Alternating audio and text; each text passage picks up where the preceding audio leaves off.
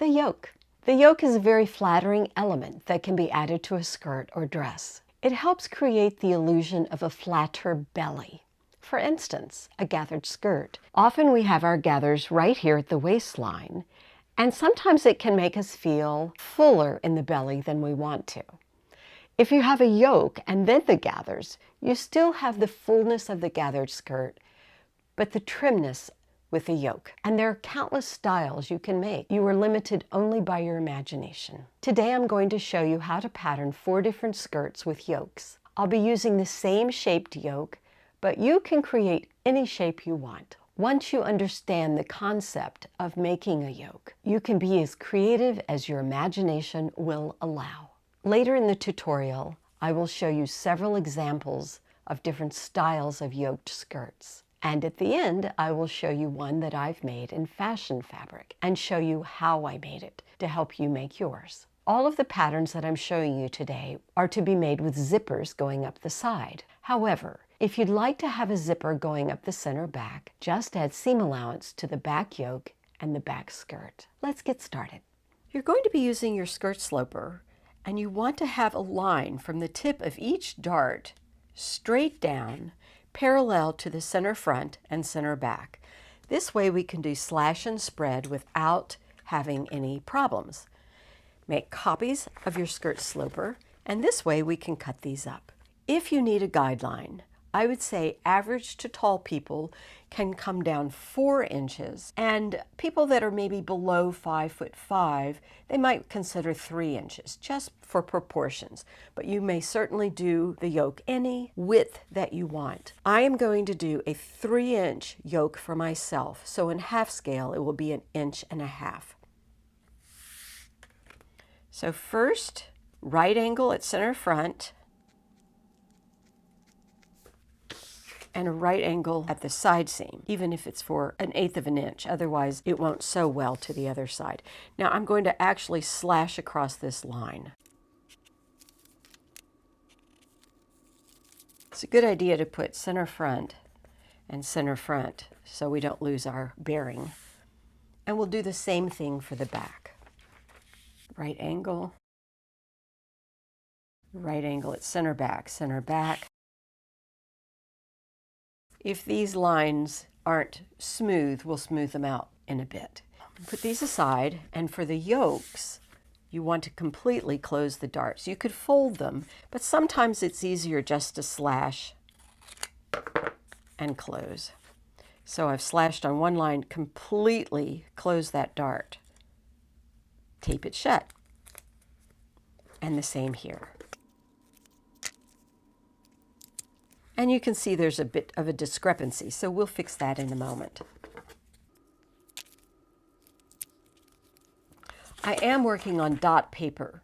I find it a bit distracting for video work.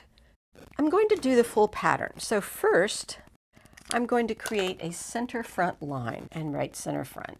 Also create a cross grain, and that is, of course, perpendicular to center front.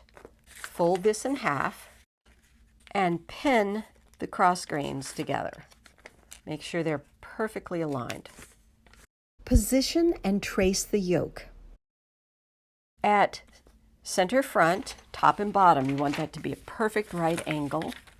This is a straight line, for me anyway, it may not be for you. Perfect right angles at the side, and then blend this together. Handle the back yoke the same as you did the front. This skirt will have a side zipper. If you want a back zipper, you're going to have a seam up the center back, and that will have to be added. And move on to the skirts. If you want a skirt to be straight, you don't want it to be flared at the side, you could use this dart, but you also could just ease this, make it a gathering, and it would be the slightest amount of gathering. So to do that, we would just add seam allowance and put it together. And here it is in muslin. I can see this as a casual skirt, perhaps out of denim, but also as a business skirt, maybe made out of a fine wool. Another thing you can do is slash and spread these pieces to have a full skirt. Make several evenly spaced lines across the plot and cut. On a larger piece of paper, establish your cross grain and your length grain. Place the pieces of the pattern evenly across the cross grain. Measure carefully so that they're evenly spaced. The waistline will need to be blended together. There's a right angle at center front, and this is what it looks like when it's finished. If you wanted it to be an A-line, then you close the dart first, and then slash and spread all the slash lines, and treat the back the same way. The skirt front is normally a little bit wider than the skirt back to accommodate the high hip area. And here is our gathered straight skirt. Next, I'm going to create an A-line flared skirt. The first thing I'm going to do is slash the dart to the tip of the dart and slash this all the way up. Try to leave a little hinge. If it comes apart, then no worries.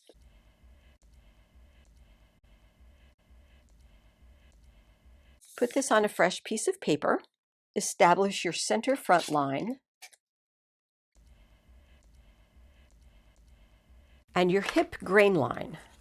To create the A-line shape or flared shape without having any gathering up here, I simply close this dart by overlapping the two dart legs.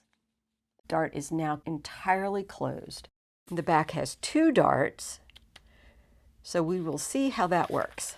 Establish your center back grain line, slash on the slash lines, place this on new paper and close the darts. You can see that this is a more exaggerated flare, and you want the two grain lines to be the same. I need to also mark my new cross grain lines. I like this flare, but I think I'd like it to be a little bit more flared, just a little bit. Maybe, I'm just guessing, to here. So what I'm going to do is draw a line from this, the top right here, straight down. Let's blend all this together.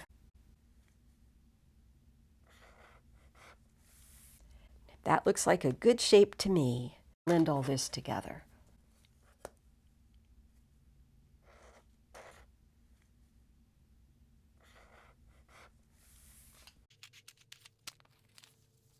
You want the angle of the side seams to be exactly the same so that the grains are the same. So you take the back or the wider piece and place the waistlines together, making sure that the center back and center front are exactly parallel. They do not have to match. One may be a wider piece than the other. So then, as long as the waist matches, and it does, I can trace this side seam. It has to be whatever this length is.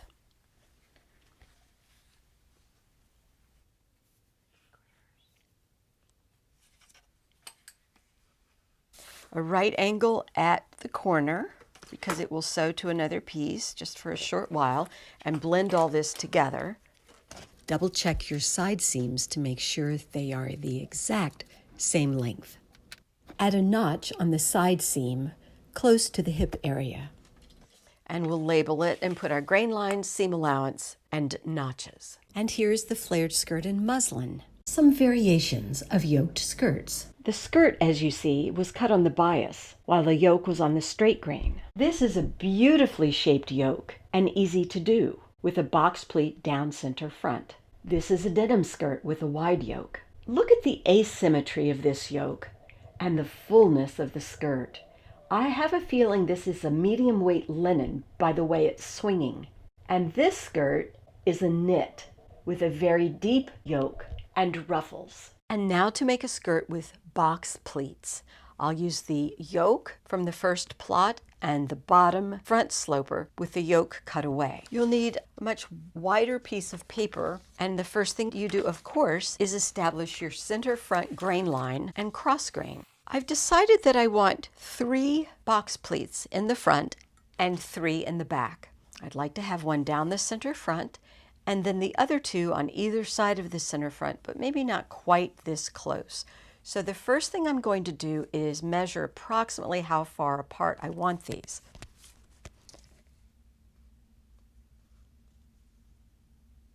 Two and a quarter.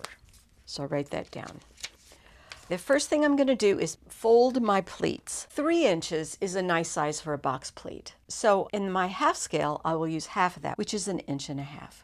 So first, I mark off the first 1.5 inches box pleat.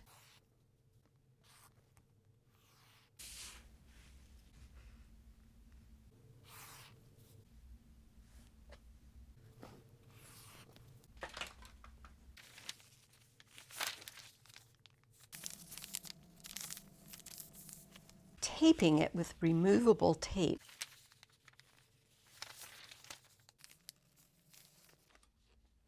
My second pleat I'd like about here. And the same on this side. Now this is center front. I'm going to fold right on center front and pin my cross grains together. Lay my skirt sloper tracing right on top, and I want to get rid of this dart. Shift this shut and finish the trace. This gives me a little bit of an A-line too, which I want. Add your seam allowance, notches.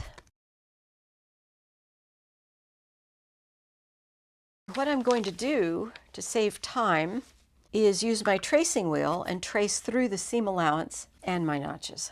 That way I can transfer it to the other side very easily. Cut it out while it's pinned together.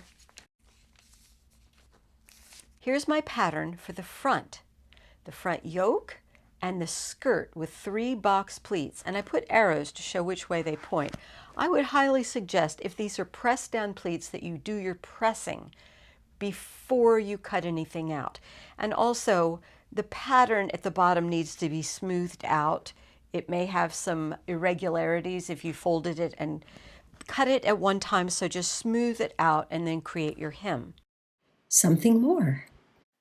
Each person's sloper is different. You may have 1 or 2 darts. If you have 2 darts in the back and you close both of them and it makes it too wide, then close one. Create the shape you need and shave the excess off the waist. Another thing to know is some darts, you could even shorten the dart a little bit, and then whatever the excess is here, take it off the side, or make the yoke to the bottom of the dart, and then you have no dart to deal with on the bottom skirt part. And here is my skirt. It's made from a cross-dyed linen. It's woven with blue and white. It's 4.9 ounces, which is light to medium weight. I've used hem tape for the hem, and I put a cotton batiste lining in. This is something I already had, so I just used it. The pattern for the lining is the shape of the skirt with a slight A-line before you slash and spread for the pleats. The seam allowances are turn and stitch. As you see, I did not press the darts down. And inside, along the waistline and at the bottom of the yoke, inside the seam, I stitched hem tape. You can also use selvage from the fabric that you're using, or a twill tape, something that's stable to keep this from stretching out, because it will stretch out if you don't stabilize it. For the interfacing and the facing of the yoke, I used a batiste as well. At last,